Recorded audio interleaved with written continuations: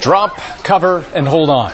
BC spends a lot of time teaching kids what to do when an earthquake hits. But what happens when it's not a drill, when the ground really starts to shake? Often people go into a panic or go into denial, thinking the tremors are really just a big truck passing by or some nearby construction. And those precious seconds lost can mean all the difference in the world. So some engineers at UBC want to give people a few seconds more. An early warning system that would detect earthquakes 10, 20, or even 30 seconds before the ground actually starts shaking. So here's how it works. Motion sensors that detect earthquake waves are drilled 2 meters into the ground.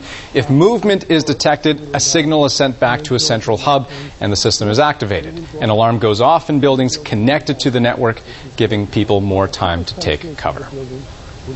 Now, so far, the system is being piloted in 50 Catholic schools throughout the Lower Mainland, but the researchers hope, once the bugs are worked out, that the system can be implemented right across BC.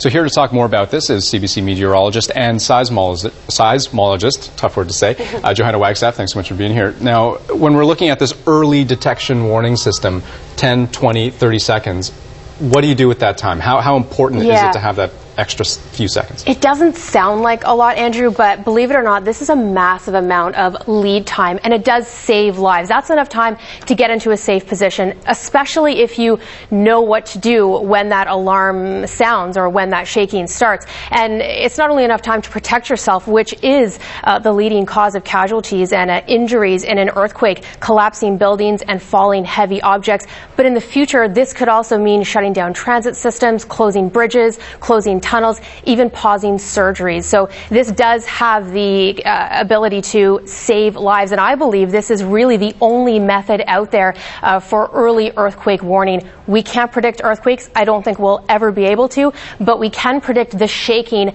after an earthquake happens, and that's how this system works. We start off with an initial P wave that's sent out once that earthquake begins. It's a compressional wave, so it moves side to side, and it doesn't do much damage. It's much faster than the secondary wave that comes next. That's what causes the shaking, and there's a lag time between that first wave and that second wave. And again, it can be anywhere from a couple of seconds to up to a minute, depending on how far away that epicenter is. But again, it does save lives, Andrew. And you really hit the point home how early warning is really like the holy grail of earthquake detection.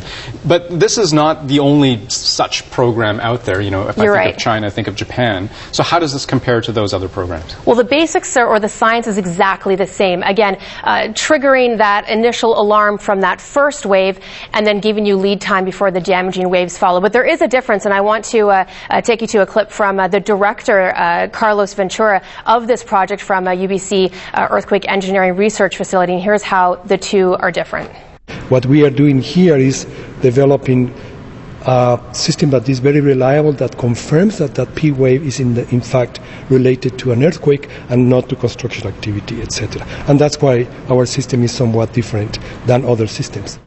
So rather than one sensor at one location like Japan or what they're working on in California, there'll be multiple sensors at each location, and that can help verify and reduce false alarms from nearby noise. So then what's the timeline here? We talked about how this is going to be test piloted in 50 Catholic schools across the Lower Mainland. How long until we see it BC-wide? Well, the testing is happening now. In fact, all of those sensors have been implemented into the schools. By the end of the month, the team hopes that this project will be complete. Testing will be done, and it'll be ready to go for future earthquakes. There's a lot more, though, to be done. This is only the beginning stages of a province-wide or even a South Coast-wide installation. And here's what the director, Dr. Ventura, says is the next step.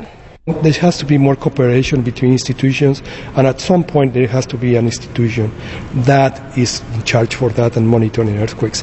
And that, to me, is the next step. So really just the beginning of a huge project. I mean, this project costs hundreds of $millions in Japan, is likely to cost $50 to $60 million in California. But again, the research is there that it does save lives. So the initial stage is a good one. And again, I'm really excited about this project. Yeah, big cost, but so much they stand to gain, of course. Exactly.